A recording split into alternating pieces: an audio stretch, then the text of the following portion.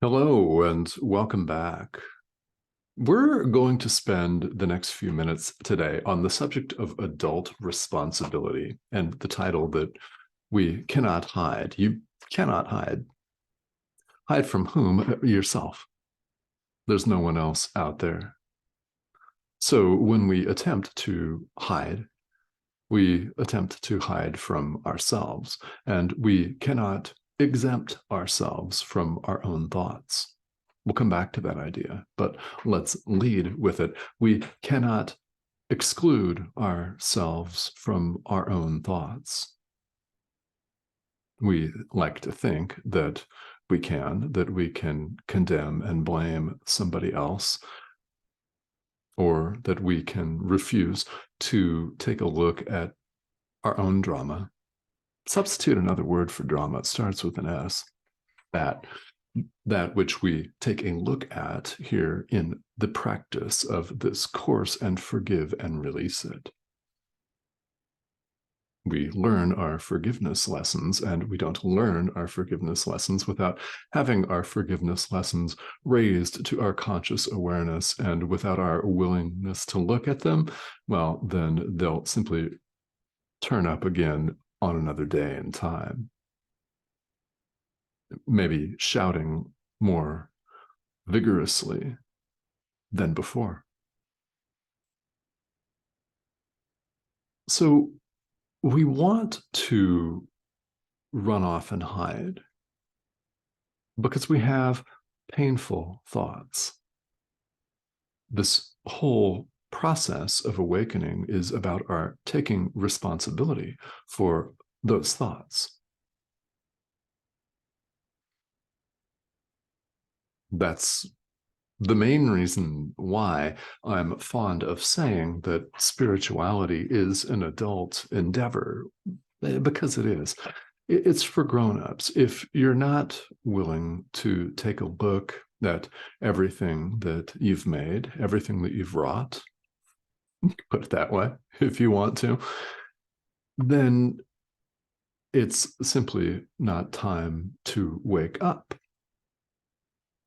However, if you're willing to take a look at everything that you've wanted to hide up until this point, then it is time.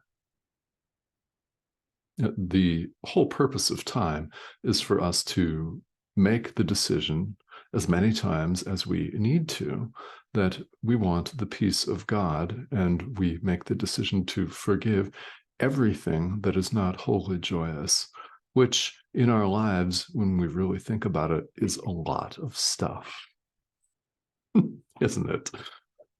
Just a simple catalog of your thoughts is enough to pinpoint almost all the time some thoughts that are not wholly joyous.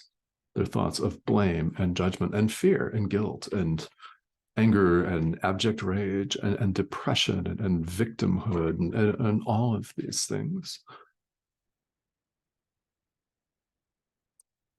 The reason that we cannot exclude ourselves from our thoughts, let's say we're judging somebody for their hateful posts on social media, and we have all sorts of opinions about them that we may or may not say out loud, or even worse, write in response on social media, but we're thinking them, aren't we?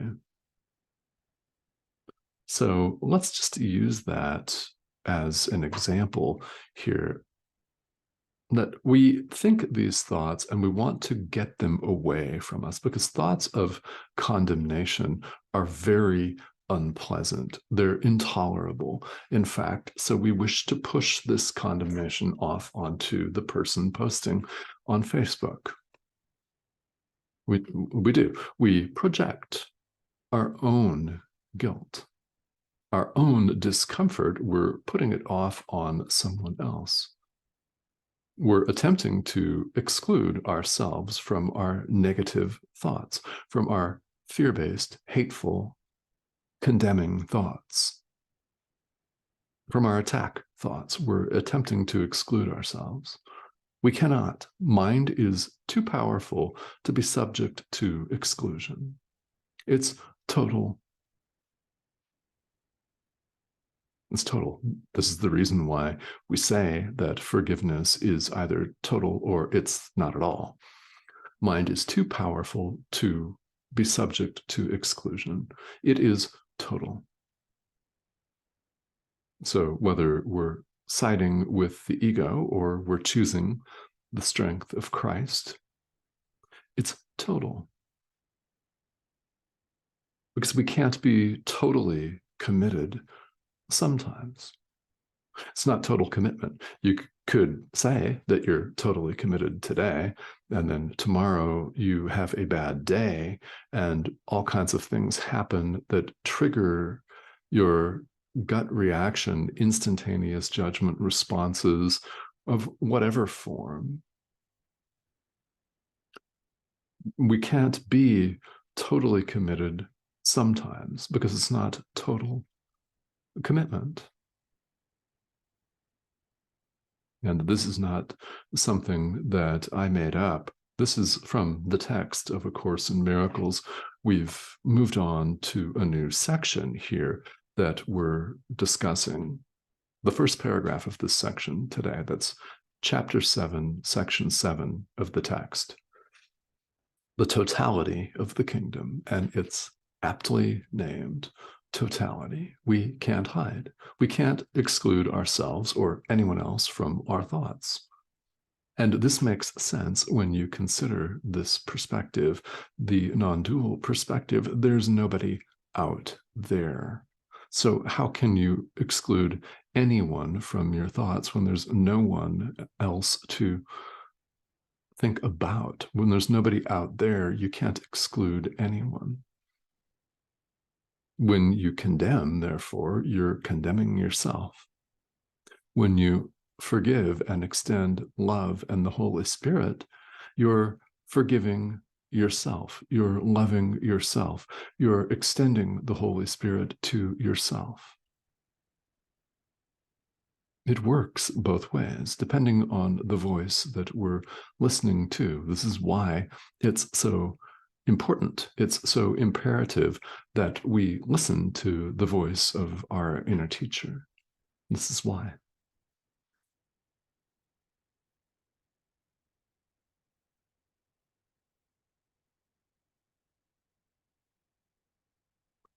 So when we judge, when we condemn, when we blame, we think all of these thoughts, which, when we're really honest, are going on pretty much all the time.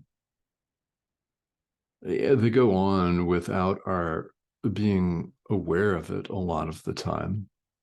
No matter how many years you've been studying this course, or no matter how many spiritual traditions you have studied and practiced in this lifetime or been interested in, and for many of us, that's quite a few, actually, quite a number.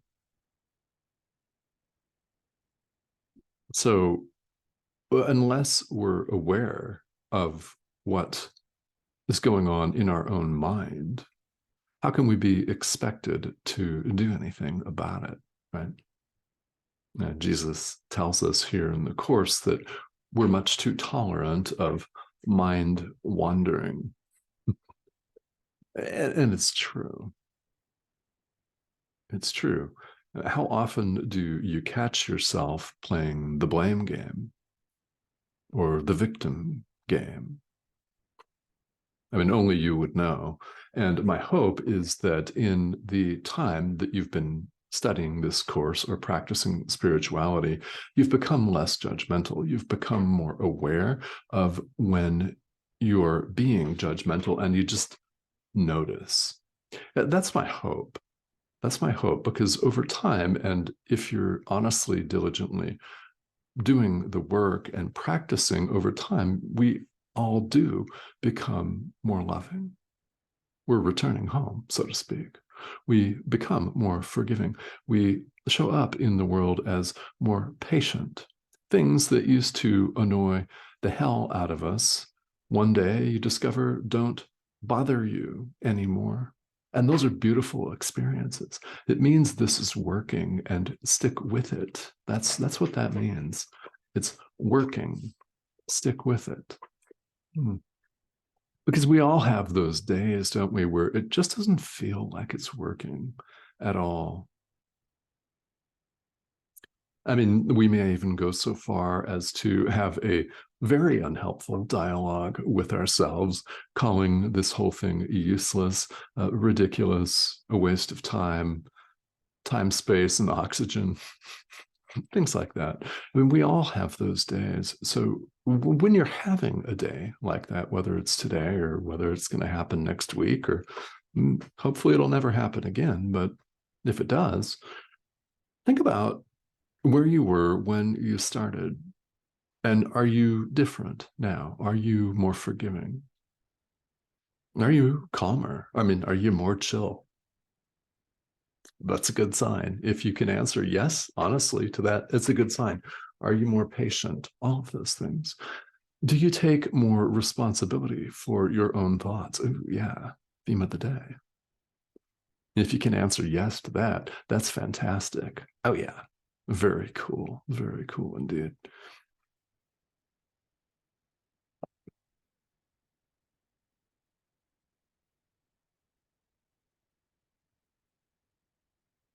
So when we try to exclude ourselves from our thoughts, or when we try to exclude a brother from loving thoughts, it's the same thing to project our own guilt and fear onto somebody else as it is to love on a certain group of people and give them all of our adulation and praise and appreciation and condemn another group of people. Politics, for example. It's a perfect example of the ego at play, which is pretty much the only reason why I mention it often. It's a great example. It's a great example of forgiveness either being total or not at all, isn't it? Because in partisanship, we adore and appreciate some people and not others. That's not forgiveness. It's attacking all people. Why? It's attacking yourself. We can't exclude anyone.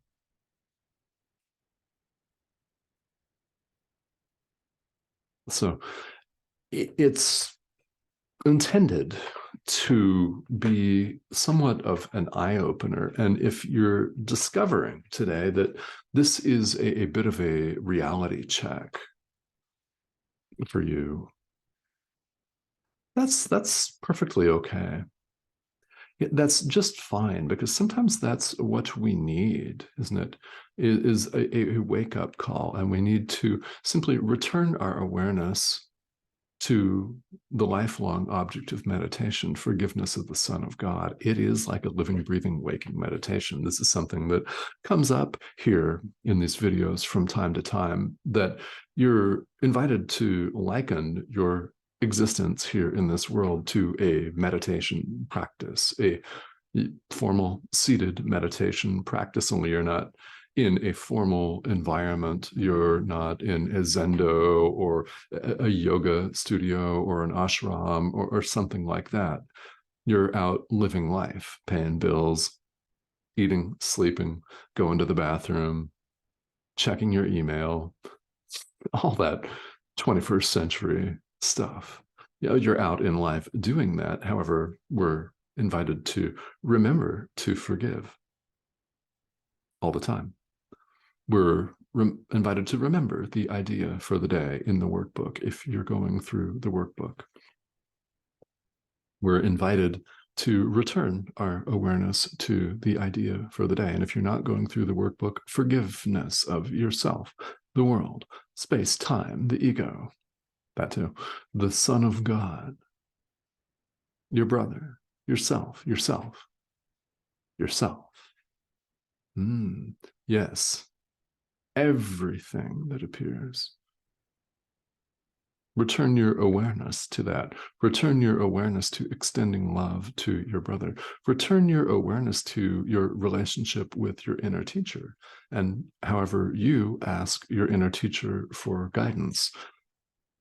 This is absolutely no different than the object of meditation in a formal seated practice, such as the breath or the sound of a guide's voice. If you're in a guided meditation, it could be music or a mantra or something that you place your awareness on with the body's eyes, or that you visualize.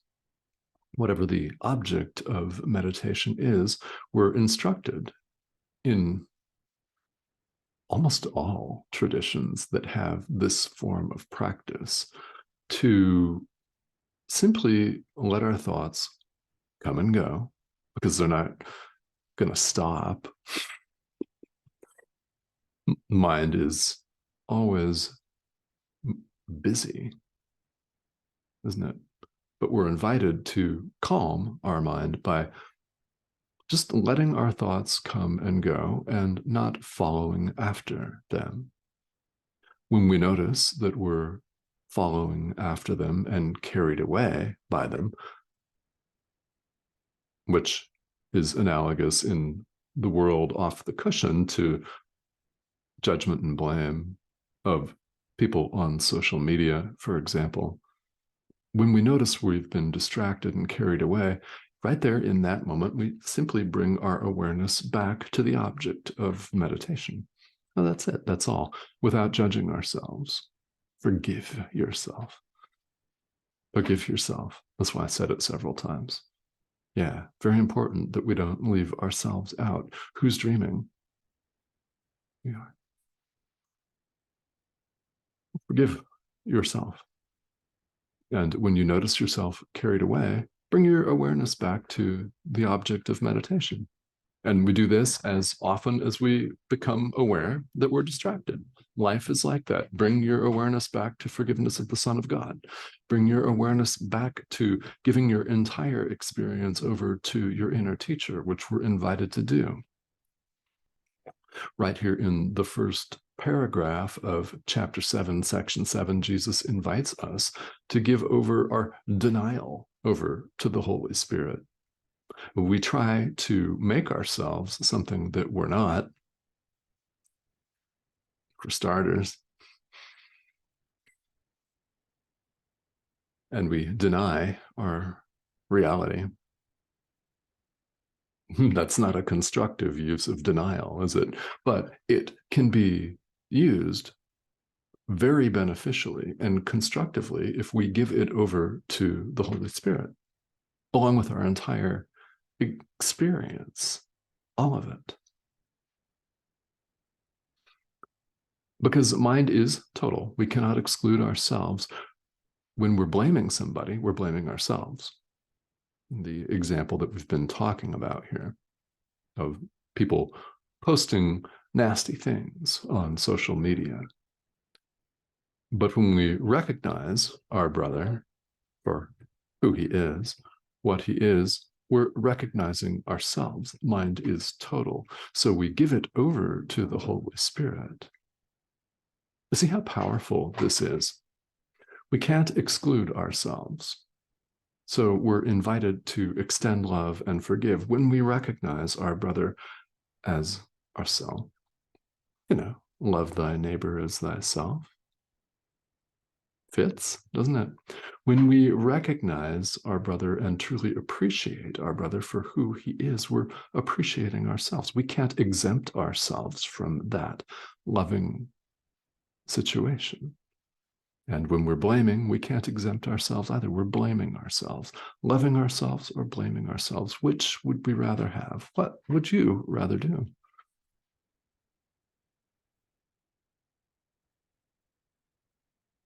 Because it is total. Mind is not subject to exclusion. And you know why it's not? Perfect oneness means perfect oneness. The mind of God means the mind of God. It's not subject to exclusion. One is one. It does not equal 8 billion. It does not equal 2 or 3 or anything like that. This is the essence when we think about non-duality. The most common thing that people say about non-duality in explanations that vary in length, it's completely beyond words, because God is completely beyond words and concepts. Love is completely beyond words and concepts. Our reality, therefore, is completely beyond words and concepts. But non-duality is often spoken of as meaning not to. Exactly. Non-dual, not two. There is no separation of any kind. There never has been, and there never will be. There's not now. There is no separation. There is only perfect oneness. God is. So it's not possible, in truth, to parse out little component parts of a whole and separate them out for condemnation and blame over here, and adulation over here, and love sometimes with conditions over here, and this person can go straight to hell. And all of these judgments that we make, we're invited to bring them to the Holy Spirit, bring them to your inner teacher. Forgive, forgive, forgive, and set them all to the side. No matter where you go in this world, no matter what you do, quite naturally, people are going to find fault with you. They will pick fights with you. They will look at you funny. They will say things, and they will attempt to degrade you. They will do all kinds of nasty things, no matter what you're doing. Even if you're in loving service, there are people that are still ready to find fault with you. They are ready to pick apart your entire existence. And what's really going on there? This is important because it's prevalent. It's wherever we go, no matter what you do, no matter how you do it, there are people that are going to attempt to pull you down. What's going on there, and this is very important for our forgiveness, for our practical forgiveness, is that we recognize that our brother is either giving love, extending love, or he's issuing a call for love. It's a call for help. Someone attempting to run you down, whether in public or in private, to insult you, whatever form that takes, they're issuing a call for love. It's a call for help. What's the appropriate response? To extend love. Enter true forgiveness of the Son of God. Part of this understanding is the separation never occurred, and your brother is you. Would you forgive yourself, or would you condemn and blame yourself?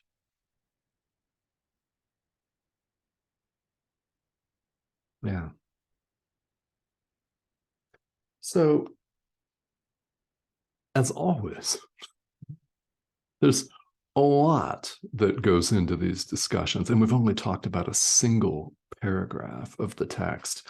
Yet you can see here how holographic this course really is. Every single component part contains the totality of the thought system. So in one single paragraph, we could talk for hours. I mean, really.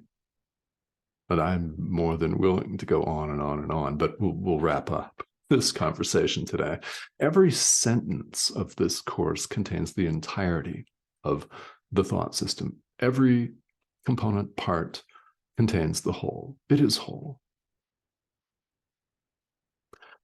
So this means that questions may arise. And if they do, you're more than welcome to ask them right here.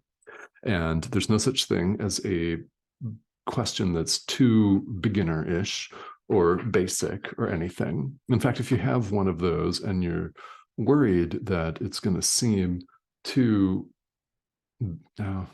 entry level, I invite you to ask it, because there are people that have been practicing this material for 30 years that need to hear that. And perhaps today will be the day that one of them has an aha moment. And you will have done your brother a great service, a kind and loving service by simply typing a question here. You never know. You never know. So if you've got questions, please ask them. And thank you to all of you who have recently subscribed. We've had a number of you. If you haven't joined us, we'd love to have you subscribe. The button here, the subscription button, is the red arrow in the corner of your screen.